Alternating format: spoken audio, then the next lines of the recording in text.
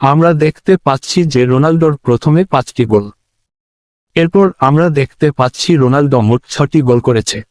তারপর আমাদের সামনে চলে এসেছে তার 9টি গোল, আর তিনি মোট গোল করেছেন 12টি। আমাদের সামনে চলে এসেছে তিনার মোট গোল 23টি।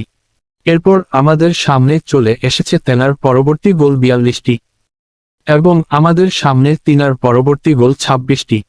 আপনারা দেখতে পাচ্ছেন রোনালদো তারপরের গোল পেয়ে 33টি। এরপর আমরা দেখতে পাচ্ছি যে তিনি মোট 53টি গোল করেছে। এরপর আমরা দেখতে পাচ্ছি যে তিনি মোট 60টি গোল করেছেন। পরে আমরা দেখতে পাচ্ছি যে পরবর্তীতে 55টি গোল করেছেন।